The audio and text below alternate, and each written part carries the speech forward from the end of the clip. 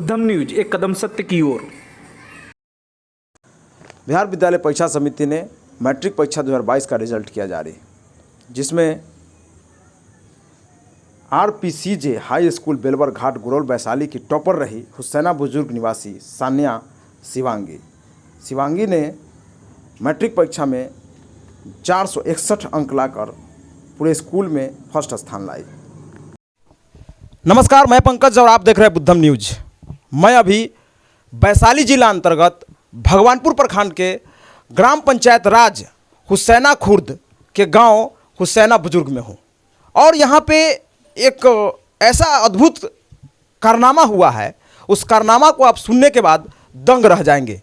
यहां पे एक दलित की बच्ची, वैसी दलित की बच्ची जिसको पढ़ने लिखने का अधिकार नहीं था, उन्होंने आज पेन पकड़ा और जिला में इतना अच्छा नंबर लाने का काम किया है जो आप सुन के दंग रह जाएंगे। आज मेरे सामने जो खड़ी है ये परिचय का मोहताज आज के बाद नहीं होंगी, क्योंकि ये 461 नंबर लाके इन्होंने अपने परिवार का, अपने गांव का, अपने समाज का नाम रोशन किया है। और ये बहुत ही अद्भुत बात है कि 461 नंबर लाना ये कैसा परिवेश रहा है। और इनके पिताजी खुद शिक्षक हैं, कैसे इनको इस तरह का मार्गदर्शन मिला कि इतना ज़बरदस्त नंबर लाए हैं। और ये छोटी बात नहीं है। एक गांव में स्टडी करने के बाद इतने अच्छे नंबर लाना, और एक बच्ची होने के नाते, एक लड़की होने के नाते ये एक अलग ही छाप छोड़ गई है। मैं उनसे ही आज बात करने का प्रयास करूंगा। स्वागत है आपका मेरे यूट्यूब चैनल में। मेरा नाम सान्या शिवांगी है। मैं हुसैना बुजुर्ग गांव की निवासी हूँ। मेरे पिताजी का नाम श्री हरिशंकर राम है और मेरी माताजी का नाम उषा कुमारी है। हमें ये बताइए कि ये 461 नंबर आप प्राप्त किए हैं, कैसे कैसे आपका पढ़ाई रहा? मेरा पढ़ाई बहुत अच्छे से हुआ।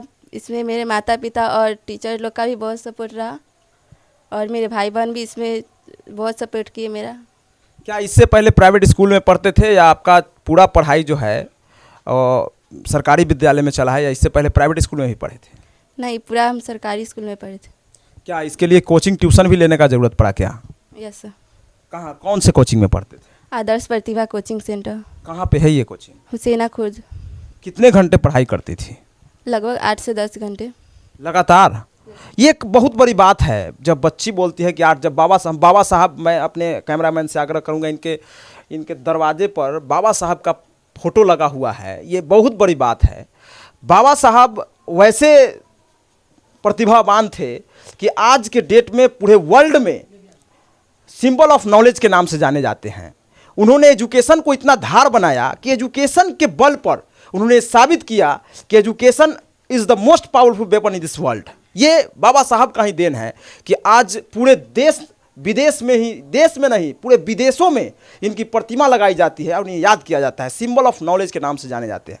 आज यही कारनामा, हम बाबा साहब के परछाई को देख रहे हैं कि आज यही कारनामा यहाँ से दिखाया गया है। मैं इनसे जानने का प्रयास करूँगा कि आगे चल के क्या बनना है, क्या मोटिव है, क्या बनना चाहती हैं? आगे चल कर मैं IAS ऑफिसर बनना चाहती हूँ। क्या इसके लिए बहुत पढ़ना पड़ेगा? इसके लिए क्या आप तैयार हैं? Yes sir.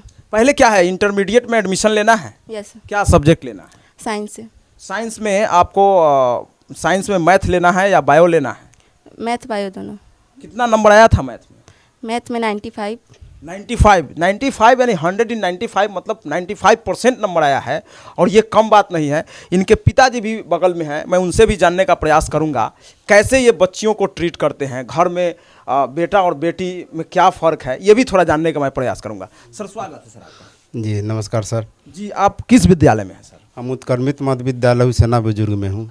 सर हमें ये बताइए कि कितने बेटा बेटी हैं सर आपके? 2 पुत्री है, 1 लड़का है।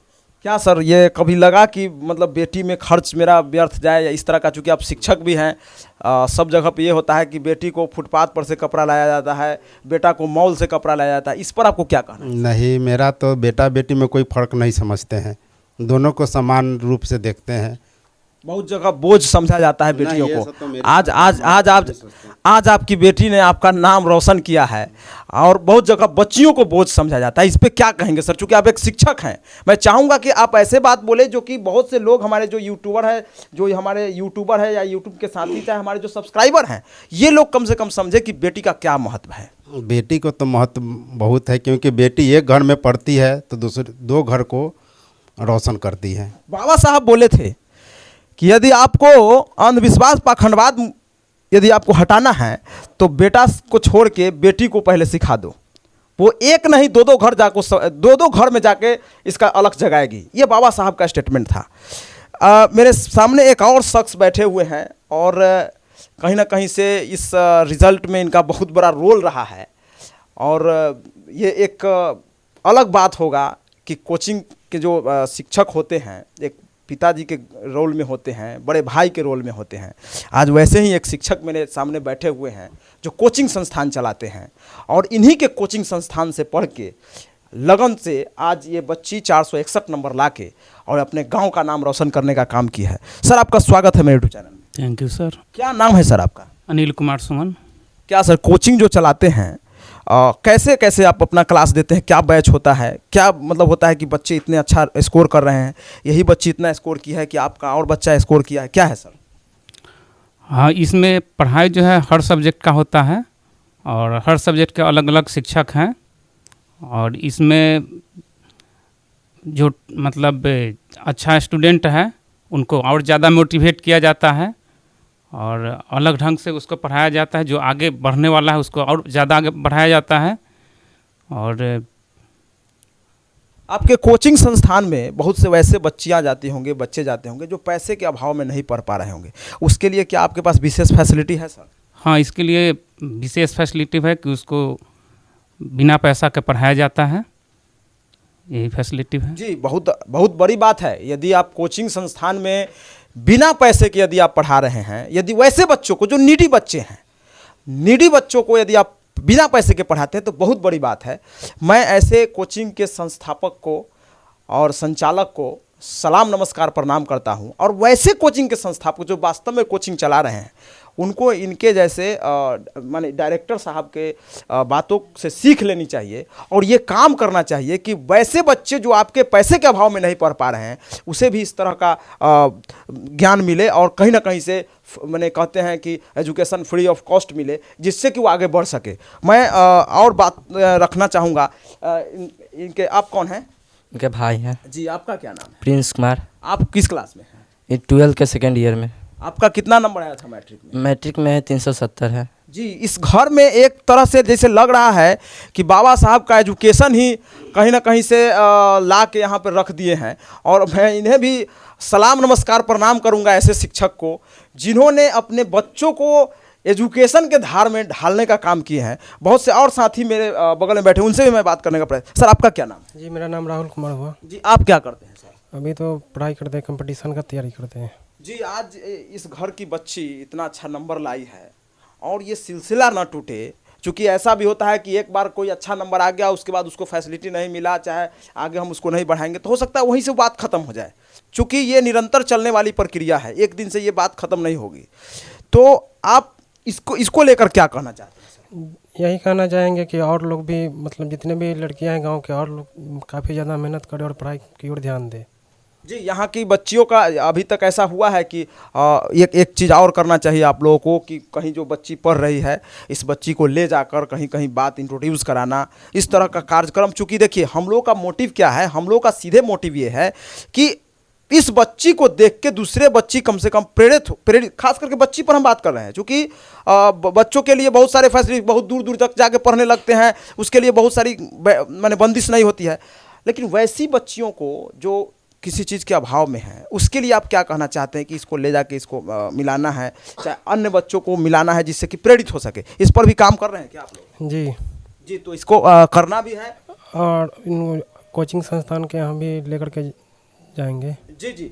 ये सीधे रूप से ये कहना है कि वो वैसे बच्चों को और वैसे बच्चियों को जो इससे प्रेरित हो सके। और मैं लास्ट में इनसे बात करूँगा और मैं ये जानने का प्रयास करूँगा कि सान्या शिवांगी से कि वैसी बच्ची जो आपकी वीडियो को देख रही हैं उससे जो अभी 8 क्लास में है, 7 क्लास में है, हो सकता है कि आने वाले दिनों में नई शिक्षा नीति न्यू एजुकेशन पॉलिसी जो आ रही है उसमें मैट्रिकुलेशन के एग्जामिनेशंस नहीं होंगे, डायरेक्ट इंटरमीडिएट होंगे।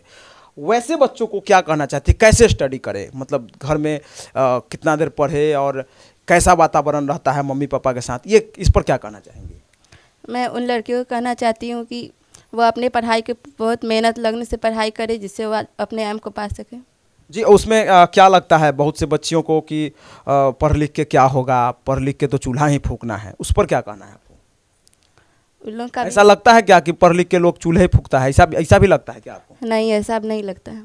चूँकि देखिए सीधे तौर पे मेरा कहना है कि बच्चा हो या बच्ची, यानी बॉयज हो या गर्ल्स, सभी का समान अधिकार है। बाबा साहब, चूँकि अब मैंने पहले ही बताया कि बाबा साहब का प्रतिमा यहाँ पे लगा हुआ है, कहीं ना कहीं से फोटो लगा हुआ है, और बाबा साहब यहाँ आप देख सकते हैं बलि बकरे की दी जाती है, शेर की नहीं, इसलिए शेर बनो। ये बाबा साहब ही कहे थे कि शिक्षा वो शेरनी का दूध है, जो पिएगा वही दहाड़ेगा। तो बाबा साहब ने इस चीज़ को साबित किया था और इसका कारवा लगातार बढ़ रहा है। और सीधे तौर पे ये बच्ची का कहना है कि वो भी हर लड़की को एजुकेशन पर ध्यान देना चाहिए, क्योंकि लड़का और लड़की एक समान है, तो कहीं से किसी में कोई डिफरेंसेस नहीं है। यदि ये आईएएस बन सकती है, लड़का भी आईएएस बन सकता है। यदि आप एरोप्लेन उड़ा सकते हैं, वो भी उड़ा सकता है। अंतर कहाँ है?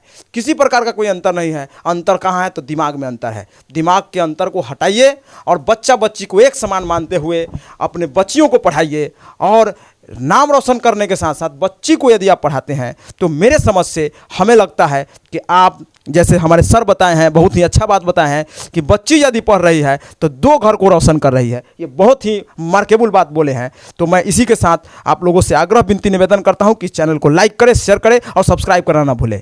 धन्यवाद।